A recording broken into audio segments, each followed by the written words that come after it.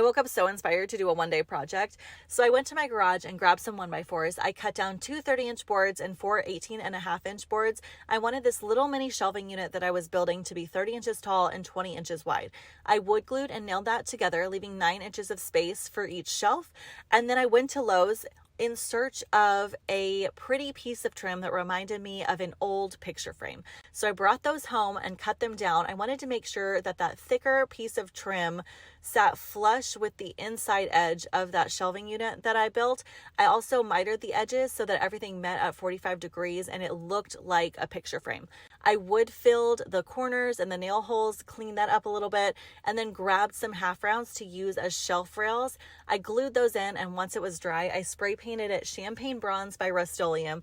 I did 2 coats just to really cover that trim, and once it was dry, I brought it upstairs, hung it up on the wall, grabbed some things from around the house and leftover objects that I had for the bathroom to decorate it with. It pulled everything together. But the best part about this project is you can totally customize it to whatever you want. You can pick your own trim, you can pick your own colors, you can change the size, the shape, really make this one your own. So I hope you give it a try and let me know if you do. 40 years ago, my grandma painted this wonderful painting, and I want it to last forever and make it a keepsake. Now we're going to start on one corner of the painting, and we're going to go to all 4 corners. We've got to measure so we can build our frame around the back. On the top, it's 19 inches, and what we're going to need is 2 pieces. We've got to cut these at a 45-degree angle to match the bevel of the painting. So we start with one end, cut it, measure the 19 inches, and we're going to also cut a 45-degree corner on that piece. Remember, we got to cut 2 pieces.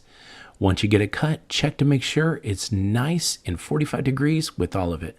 Now it's time for the nails. I love using air guns, and so the nails had to be just enough to go through them all. Easy to use, just load them in the gun, and then we're going to put some glue on all the ends. Nails work great, but the glue is also going to make it strong. Put all the corners together, and as you can see, they line up really nice, especially if you cut them right in the beginning. So we're going to use the nail gun, and we're going to do all the corners. You can use 2 or 3 in each side, but once you get it together and the glue dries, it's going to make it super strong. Now it's time to put some shelves in. I want to put one piece right up the middle, cut it, put it in, and then we're going to build 2 little shelves. Hold these together with some brad nails also. We're going to go ahead and sand it. Sanding is a great way for the stain to go ahead and penetrate the wood, and you can get rid of all the lettering on this board.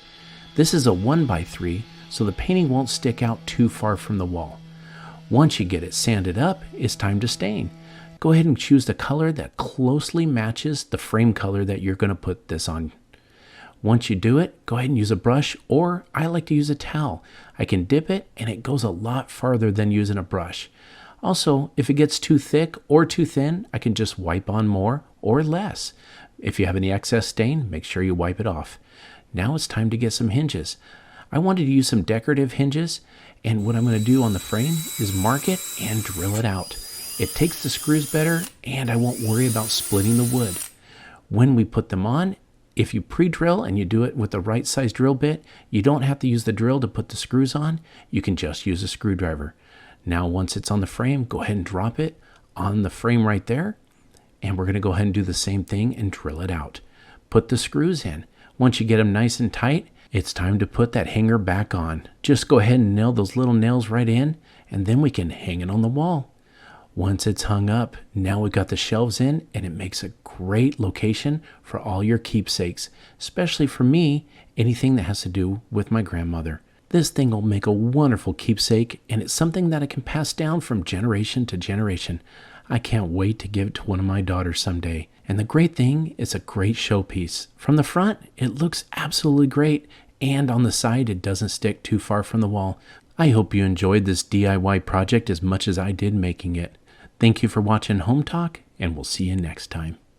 I've been wanting to create a piece of art with a thrifted window frame, but I haven't been able to find one, so I decided to make my own. I'm starting this project with the frame. I want to paint it to look like an old window, so I'm using this beige colored paint for the base layer. Now that I have that layer on, I want to create some texture on the frame. I'm going to use this thick texture medium and with a small trowel to put it on. The paste is going to harden and give the frame the look of an old layered paint that's been on there for a long time. Now that the texture medium is dry, I'm going to cover those spots with the same beige paint that I used for the first layer. Next, I want to make my faux window panes on the glass. To do this, I'm going to find the middle both vertically and horizontally and start with a piece of painter's tape marking those spots. I want to add one piece of tape to either side now so that I can remove the middle, and that's going to create a space where I can paint and create panes. Using some white chalk paint, I can now fill in that middle part of the painter's tape and make my faux window panes. With everything painted, I want to create the flowers on the window now. I've chosen some folk art type flowers that I love, and I've printed them out. This is the perfect way to create a piece of art if you don't feel confident hand painting something. I'm going to arrange and tape these to the front of the glass with the pictures facing through to the back. I actually want to paint the flowers on the back of the glass so that it looks like you're looking through a window when you see them. Using small artist brushes, I can now paint each of the flowers using the printed flower as my guide. I'm just using fun folk art colors that match the style of the flowers and the stems. I'm probably going to need to paint each one of them twice just to make sure the paint is nice and dark. Now that everything's dry, I can go ahead and remove the pattern flowers and then find a new place for my piece of art. How fun is this piece? I love that I was able to turn the thrifted frame into something special. I hope this has inspired you to give your old frame or window a makeover as well. Thank you so much for watching this episode of Home Talk. I'll see you next time.